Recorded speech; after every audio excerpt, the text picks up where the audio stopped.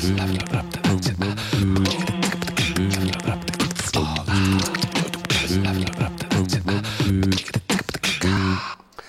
večer, prajem. Host dnešného interviu Z1 je muž, ktorý rád utráca za technickú literatúru. Ako dieťa chcel byť konštruktérom. Najlepšie si odpočinie v saune, pri plávaní a pri turistike. Rád sa napije kefíru a whisky, dúfam však, že nie dohromady. Naopak neznáša kozie mlieko a ideálnu dovolenku si predstavuje niekde na Tichomorských ostrovoch. Predpokladám, že bez hračiek, pretože tých si užije behom roka až. Vítam Jaromíra Kříže, riaditeľa firmy, ktorá vyrába populárnu detskú stavebnicu. Večer. Tá stavebnica sa volá Merkur a vaša firma sa volá Merkur Toys. Ano. Ak sa nemýlim. Ano. Vy sa ešte hrávate s týmito hráčkami vašimi? No, já si s tím hraju, protože svým způsobem se podívám na té konstrukci, na tom vývoji, a takže člověk si musí nějakým způsobem samozřejmě k tomu vrátit. A to ako? To večer si sadnete? No tak většinou studuju literaturu, vymýšlím, kreslím si, na počítači pracuji, porovnávám věci tak, aby se přibližovaly realitě a samozřejmě, aby ta hračka dala dětem nějaký smysl. No ale to prebieha tak, že treba takúto nejakú hračku si prinesiete domov a si to poskladáte? To ne, to už na to není čas. A kedy ste naposledy skladali? Každou chvíľku třeba něco opravit nebo něco vylepšit a podobně. A ako dieťa ste mal takúto nejakú podobnú hračku? Ano, měl jsem stavebnici Merkur. Mali ste Merkur? A čo to bolo? Byla to stavebnice číslo 3, takže byla taková středně veliká. A tam mě skutečně zaujala, tak já jsem si s tím už jako mládí hodně hrál a strávil jsem s tím hodně času. A máte ju ešte stále? Někde na půdě možná ještě jsou nějaké zbytky, ale už asi moc ne, protože se to postrácelo, to za prvé, a za druhé doplňovali jsme některé věci do exponátů do našeho muzea. A ako dieťa ste sa s čím najradšej hrával? S Merkurem. Vážne s Merkurem? Čím ste sa vyživil predtým, než ste sa živil výrobou takýchto krásnych hračiek? Tak já jsem pracoval, nebo jsem vystudoval střední průmyslovou školu strojnickou, potom univerzitu v Liberci, fakultu textilní a po absolvování jsem nastoupil do bývalého národního podniku Tepna Náchod. Což Tepna, to jste vyrábali tepny? Ne, to jsme vyráběli kvalitní košiloviny a další technické tkaniny. A jak jste se dostali k tomuto, preboha? Tak já jsem původem byl strojař a teďka možná trošku přiznám, že vždycky ten Merkur mě lákal a hlavně mě lákaly vláčky. A když jsem teda byl na vysoké škole, tak už jsem si hrál s vláčkama. Tehdy se nakupovávaly v bývalém NDR, kde byla ta velikost TT anebo H0. Takže k tomu jsem měl blízko a když se po revoluci začaly měnit doby, tak jsem říkal, bylo by určitě zajímavé, tak jsem uvažoval o tom, že bych mohl vyrábět jak ty stavebnice, tak ty Merkury, ale ta historie ale dobré, ale ta cesta k tomu nebyla taká jednoduchá, pokiaľ si pamätám. Já jsem především teda po dědovi získal malý objekt, který byl sice 15 roků opuštěn, to znamená v dezolátním stavu, takže já jsem měl ty začátky velmi kruté a těžké a takže já jsem začal nejdřív v kovovýrobě. A čo jste robili? Čo jste vyrábali? Dělali jsme především výrobky z nerezu, protože v té době se vybavovaly prodejny a školní jídelny. A robíte to stále? Robíme to už méně, protože ta situace na trhu se změnila, takže teď se především zaměřujeme na výrobu hraček a potom dalších výrobků, především zpracování plechů, protože máme celkem dobře vybavenou dílnu z hlediska laserů, vysekávačky, centra. A kde to čo mal v tom objekte, který jste mali? Tam měl kalcovnu, ale ta už potom po znárodnění v 48. roce se změnila ve strojírenskou výrobu, dělali se tam generálky strojů a pak tam bylo učňovské zařízení a pak to bylo 15 roků opuštěné. A děda robil čo, že tam mal kalcovnu? Děda dělal kanafas a podobně. Vážne? Hádkoviny a podobně.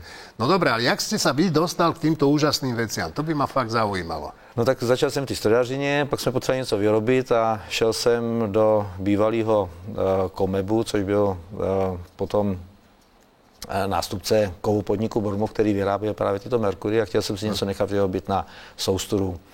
A protože ta výroba už tam zanikla nebo byla v likvidaci, tak mě nebylo vyhověno a tak mě napadla myšlenka, jestli bych si nemohl odkoupit jeden stroj, abych jsme mohli vyrábět pro tu naši výrobu.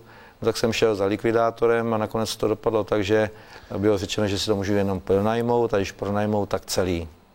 No dobre, ale ono to asi nie je jednoduché rozhodnúť sa ísť vyrábať hračky.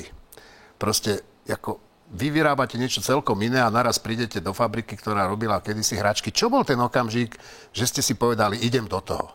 No tak já jsem zaprvé měl zkušenosti v řídící práci, protože jsem dělal řídící funkci. To za prvé. Za druhé, když jsem přišel do té kovovýroby, tak jsem samozřejmě musel hledat výrobní program. Já jsem začínal s nulou. Dělal jsem neměl výrobní program, neměl jsem lidí a tak dále. Tak jsme začali dělat s tím nerezem.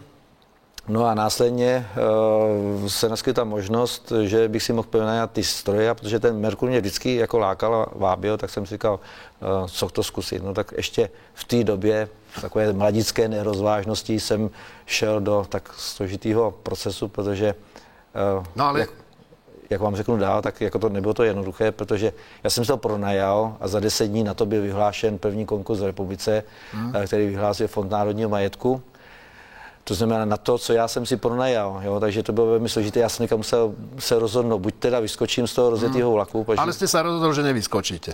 No to už ani nešlo možná. Jo? Urobili byste to aj druhýkrát? No asi jo, protože ono nic jiného nezbývalo a mě to jinak bavilo a lákalo mě to a já jsem svým způsobem stížádostivý, jsem říkal, já musím něco s tím udělat, aby se to... Vysvetlite mi jednu vec, že ako je to možné, že samozrejme tie hračky Merkur mali dlhú históriu ešte za prvej republiky a že si zachovali tú kvalitu vlastne aj počas toho komunistu, že celý čas boli úspešné, vyvážali sa von, boli dobré, boli obľúbené. Ako je to možné, že keď oni všetko skoro zhuntovali tu? No, tak ono bylo v republice několik výrobců, takový 3 hlavní, kteří vyráběli podobné hračky. Merkur byl největší a nejznámější, tak asi zůstal. A protože těch hraček tady nebylo moc a především měli takovou nějakou výchovnou hodnotu ty hračky, protože dětem dávají určitou technickou schopnost, tvořivost, manuální zručnost, estetické cítění, přemýšlet musí o tom, jak to smontovat a tak dále, tak jako ten Merkur určitě měl nějakou pozici. No jinak Merkur vznikl v roce 1920. K tej histórii sa možno dostaneme, ale mňa by zaujímalo, že čím to bolo, že si zachoval tú kvalitu. To bolo v tých ľuďoch, alebo...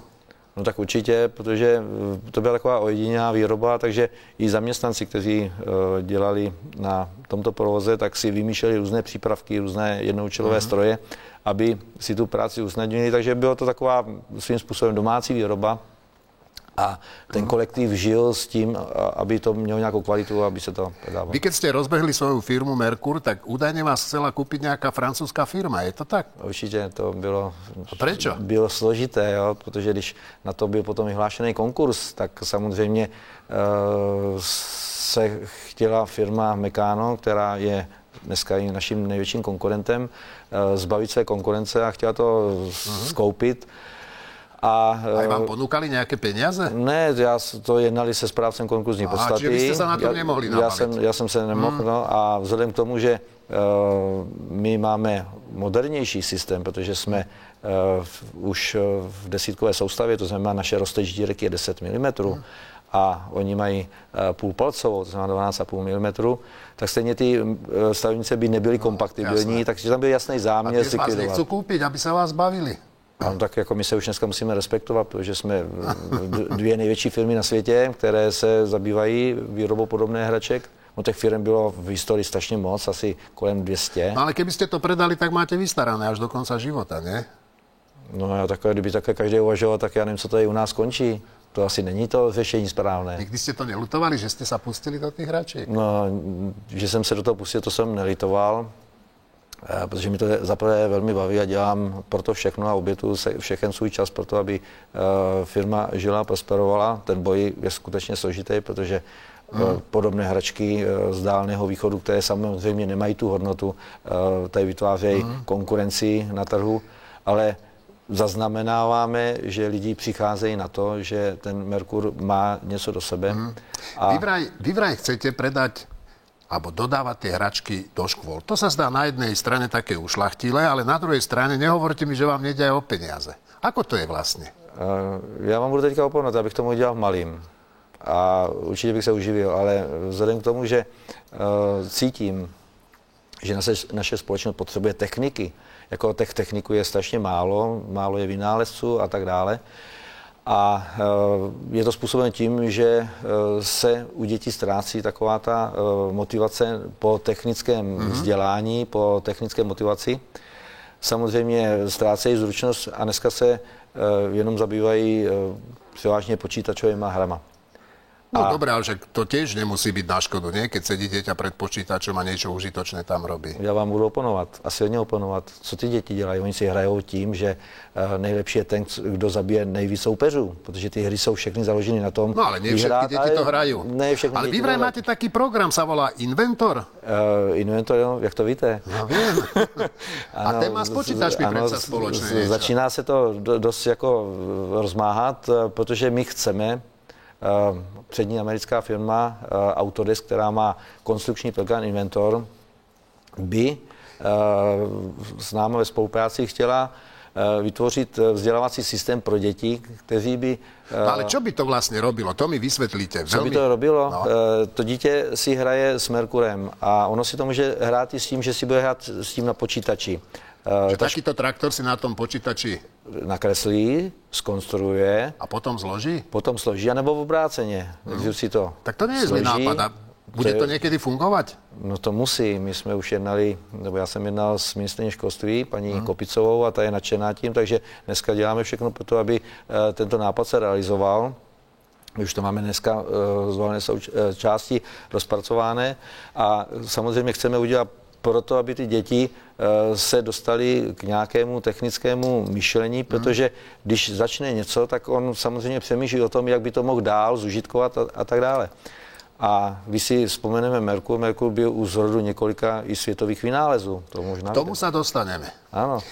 Vy mi ale povedzte, tak jak sa takáto hračka vymýšľa? To je ako vy si vymyslíte traktor a k tomu narobíte diely, alebo ako to je? Já jsem si ho nevymyslel, já jsem ho dostal včera s poštou, kdy jeden náš nadšenec, když nás oslovil, že má pěkný traktor, jsem říkal, tak ať mě ho pošle, že ho dáme do muzea, protože když mě ho popsal... Čiže vy mu dáte pliešky domov a on z toho složí traktor? On z toho složí traktor a samozřejmě ten traktor má několik takových vlastností, takže on umí zatáčet, takže ty děti se naučí, jak vlastně pracuje řízení. A čo všetko sa dá z tých plieškov zostaviť? Všechno.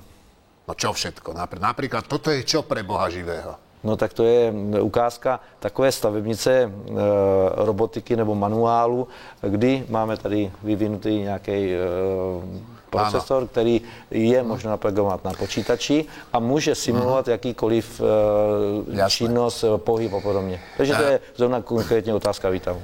Napríklad takí výrobcovia parfémov majú takých tých, čo to miešajú, ohoňávajú, aby mali parfém. Vy máte tiež nejakých takých, čo odskúšavajú tie vaše hračky, že to poskladajú a skúšajú, že či je to dobré, zaujímavé. Máte nejaké také oddelenie alebo takých špecialistov na to? No tak samozřejmě všechno zkoušíme, jo, takže pokud něco sestavíme, tak buď třeba to necháme oskoušet ve školce nebo ve škole. A to sledujete tie deti, či sa s tým hrajú? Taky třeba, jo. Potom samozřejmě máme své vlastní muzeum, které je jednak hodně navštěvované a tam sledujeme, jak děti si hrají, protože tam máme koutek, kde si děti můžou vyzkoušet a ošát si to, co to ten Merkur je. Vy ste nejakú stavebnicu sám osobne vymysleli? Vy osobně? Já osobně jsem žádnou nevymyslel, my jsme, protože to se nedá vymýšlet, jako ty dílky jsou většinou stejné a teďka spíš jde o to, aby se z těch dílků udělali různé návody na to, takže my jsme začali keslit různé návody, takže děti můžou si sestavovat jednak podle návodu. A nějaký návod jste vymysleli? Určitě. Ano, čo bylo posledné? Co bylo poslední, tak poslední, pokud se budu zabývat, já nevím, třeba těmi součástkami z Merkuru, tak to byly vrtulníky, Apač třeba, vrtulník Apač. No a pak teďka já se hlavně zaměřuju na vláčky, takže to byl jeden z oborů, který Merkur měl. Poznal by bývalý majitel, myslím, že se volal pán Vancel. Poznal by on ještě svoje původné dílo? Velmi se to změnilo odtedy? Určitě, protože se vychází ze stále stejného principu a systému a pan Vancel byl svým způsobem geniální v tom, že vymyslel součástky, které lze skutečně dobře kombinovat a vytvořit. Že ty dílky jsou stále rovnaké? Stále rovnaké od roku 1925. A jaký byl jeho osud? Osud nebyl jednoduchý, protože jednak to byl, já říkám, to byl křížík pro děti, byl to vědec, který, nebo podnikatel, který dal dětem skutečně zajímavý projekt hraní. Má nějakých potomkov on? Má potomky. A někdy tu fabriku nechceli? Chtěli, tam byly žádány restituce, bohužel ty restituce nebyly uznány, takže svým způsobem se prováděla potom privatizace. Ta privatizace, když se uskutečnila, tak se moc nepovedla, to bylo bývalými zaměstnanci. Pak už jsem mluvil o tom, že... Potom ste sa by k tomu dostali. Ale ešte, vráťme sa, to by ma zaujímalo, ako ten muž skončí vlastne, lebo to bol hrozný osud. Má fabriku, ktorá prosperuje, potom mu to komunisti zoberú. No, tak takhle dopadnul i můj děda, takže samozřejmě mu to nebylo jedno, ale pan Mancel, protože měl to řemeslo asi a tu hračku rád, tak jako tam dělal prakticky až do své smrti, až do 80 let. Bohužel musel tam splácet některé dluhy, které na něj byly fiktivně převedeny, a dali mu jakoby v uvozovkách možnost, aby to splácal svou prací. Což bylo nemorální, protože například výrobce té konkurenční stavebnice Meccano v Anglii byl Karlem V. povýšen do šlechtického stavu. Takže vidíte ten rozdíl, jaký byl u nás, jaký byl v Anglii. Pred chvíľou ste mi povedali, že táto stavebnica má na svedomí aj vznik niektorých významných objavov. No ktorého napríklad? Jak takéto pliešky môžu niečo znamenať vo vede? Toto mi vysvětlíte. No, kdybyste mi řekl, že tady budeme mít na to 3 hodiny, abych vám 3 hodiny o tom vypravoval. Těch vynálezů bylo hodně, tak především čočkostroj pana profesora akademika Vichterleho, který na tomto zařízení se strojem z Merku poprvé sestrojil kontaktní čočky. Počkajte, to nemyslíte vážně? To myslím vážně. Jestli o tomu nevěříte, tak se běžte podívat teďka do muzea hlavního města Prahy, kde je originál. Taký vedec musel používať takúto stavebnicu? Ano. A to prečo, pre Boha živého? No, protože na Vánoce, když synovi koupil Merkura, tak ho pozoroval a Michal si u toho kafe a když si Michal to kafe, tak a pořád přemýšlel, jak udělat z toho gelu, který on vymyslel, on byl chemik, že jo? Jak udělat tu čočku, tak najednou ho napadlo, že tou ostředivou silou, která tím míchaním... A on si z toho postavil... A on si postavil takovou malou ostředívku, nebo několik ostředívek a sestavil to se synem z Merku, poháněl to dynamem z jízdního kola. No, tak byly vědecké začátky našeho jednoho z předního vědců. Počúvajte, to keby také Lego malo za sebou takúto históriu, tak to by úžasne využilo vo svojej reklamnej kampani. Vy to prečo neurobíte? My to využíváme. A vy to opravdu nevíte, že to vzniklo? Ne, vážne nie. Ja som tak to je jeden z mála. A čím sa vy vlastne odlišujete od toho Lega? Čím ste iní? Tak Lego je svým způsobem takové jenom zamačkávání a je to jednotvárná práce. Když to tady u toho musí děti přemýšlet, protože musí vědět jednak, jak se točí šroubkem, co to je matička a tak dále, co jsou převody. Když to postaví špatně, tak to musí znovu zase rozebrat. A nerozmýšľali, že by ste to trošku väčšie urobili? Ja som to skúšal a teda je to malinké všetko. No, proč bychom to dělali větší? Právě tady je ta krása v tom, že to je jemné a že to má velkou modelovou možnost. To znamená, že dá se maximálně napodobit ta realita. A já vám řeknu jedno, jako když si člověk řekne hračka, co to je hračka? Hračka jsou dva pojmy. Buď to je to, že to je prostředek dítěti, které má snahu se nějakým způsobem dopracovat k tomu, že napodobuje činnost dospělého člověka a tím se připravuje na své povolání.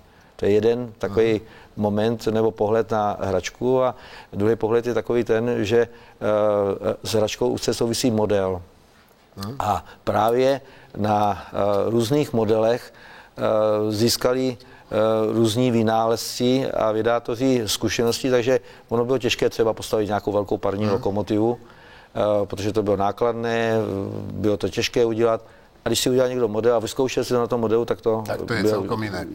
A nikdy ste nerozmýšľali, že by ste toto všetko vyrábali z plastu? Bylo by to jednoduchšie, ne? Merkur občas měl nějaké díly z plastu, ale právě to bylo i předmětem kritiky a my se chceme dostat k té čistotě materiálu, protože dneska celý svět se vrací ke klasickým materiálům, a to je kov, dřevo a podobně. Ja som čítal, že vy vyrábate taký, že funkčný model párneho stroja. Čím sa tam kúri, pre Boha živého?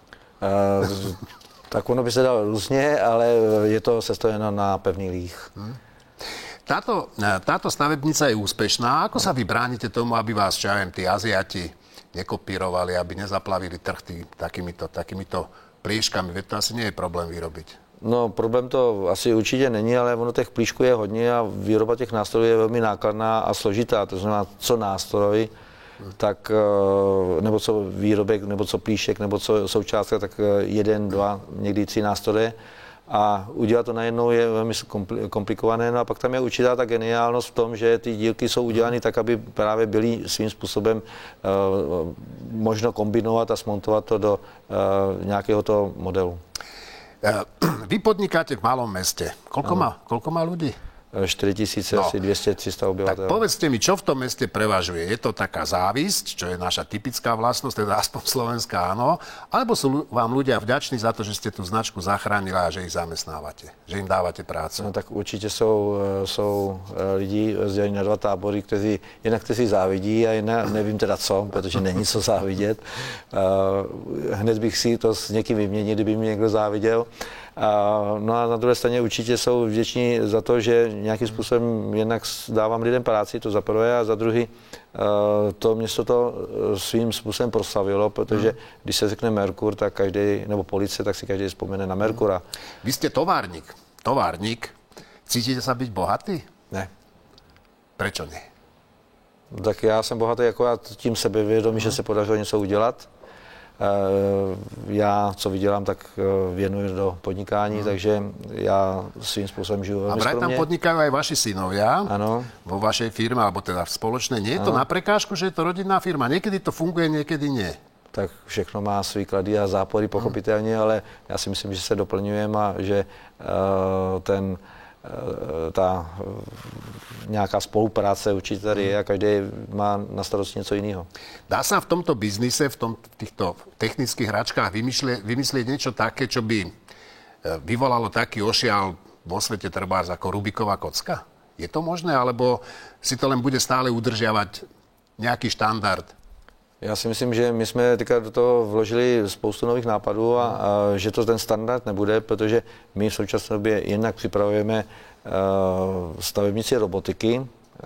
Když jste se mě ptal na to, u čeho třeba ten Merkur byl, tak možná naše veřejnost ví, že na jaře studenti z gymnázia z Litomyšle vyhrali v Spojených štátoch. Světovou soutěž, svým způsobem mistrovství světa v robotice, kde ze 60 zemí z celého světa mezi 1500 soutěžícími vyhráli první místo a všichni kluci začínali na Merkuru, takže to jenom svědčí o tom, že... To je dobrá reklama. To je určitě dobrá reklama, ale především to je takový ten prostředek na to, aby ty děti nějakým způsobem se k té technice dostali a nějakým způsobem se dál rozvíjeli. Trošku taká morbidná, alebo otázka, neviem, či to je. Na náhrobný kámen si dáte, že tu leží ten, čo zachránil Merkur? Tak ja som o tom nikdy nepřemýšľal, ani přemýšľať nebudu. Dobre. To bol riaditeľ Merkur Toys Jaromír Kříž. Ďakujem, že ste k nám prišli a teším sa niekedy zase opäť. Dovidenia. No a v pondelok tu kolegyňa Nadežda Hávová privíta spisovateľa Tomáša Zmeškala. Prajem vám pekný večer.